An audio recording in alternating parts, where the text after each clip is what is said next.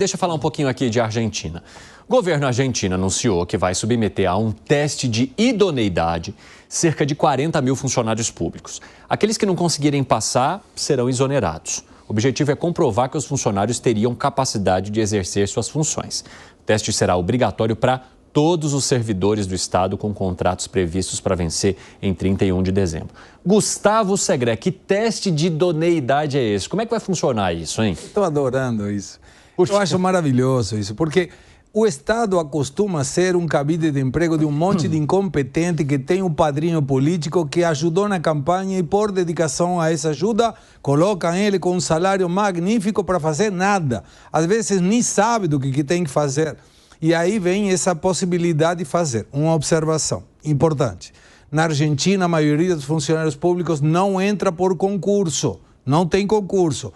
Vem o governo de turno e enche de funcionários. Primeiro vai na contratação, se chama contrato de prestação de obra.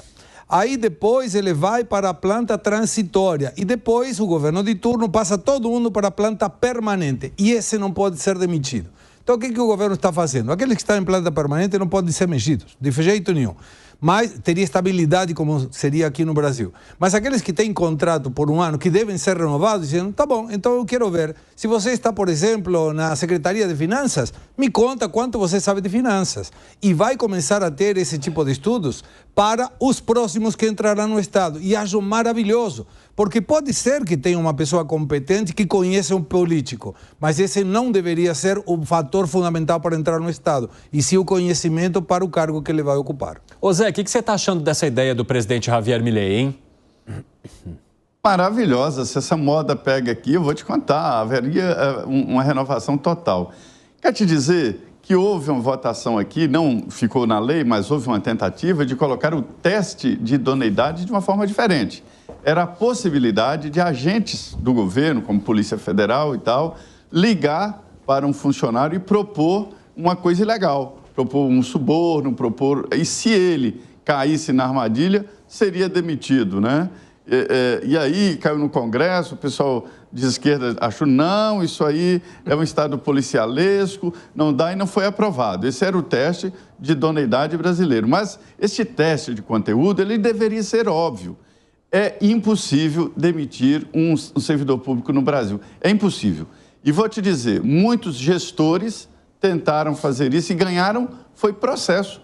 Os servidores processaram o gestor por perseguição, para se ter uma ideia. Esta estabilidade exagerada que se tem no serviço público brasileiro, ela é perniciosa. O Estado pode quebrar, o Estado, município e União podem quebrar, mas o salário e não pode demitir o servidor público, e isso é irreversível. O que pode acontecer é uma instabilidade para setores, os cargos de natureza típicas de Estado, por exemplo, fiscais, juízes, né? Isso aí não, policiais, isso tem que ter estabilidade. São os cargos de natureza própria de Estado, mas essa estabilidade geral, isso quebra qualquer país. O Milei está certo. O que você acha, hein, Piperno? Eu acho que assim, o governo não pode nomear de forma permanente ninguém. Ele pode nomear cargos de confiança enquanto ele estiver exercendo o governo. Acabou o governo, acaba também o contrato, a não ser aqueles concursados. Ou concursado diferente. Porque na Argentina não tem essa prática. Então, é exatamente isso que o Segré explicou. Lá não tem concurso. Aí, realmente, eu acho que é um pouco exagerado. Eu, por exemplo, eu assumo uma prefeitura, nomeio alguém, aí eu não me reelejo, vou embora, aposento, saio da política, e o cidadão fica lá a vida toda. Aí não, né? Agora, Gani, você acha que esse teste de idoneidade, ele pode funcionar também para uma possível renovação desses cargos, no sentido de que só se candidatariam pessoas que se alinharem a esse teste, se alinharem a essas novas regras, ou seja, naturalmente o ciclo seria renovado sem a necessidade de novos testes lá na frente? Eu acredito que sim, até porque se você já colocou um teste, tem um viés de seleção. Aquela pessoa que é corrupta, que é desonesta, ela sabe que não vai passar nesse tipo de teste. Então, o próprio teste já traz um viés de seleção que é muito positivo. Eu concordo concordo com o que o Zé trouxe, né?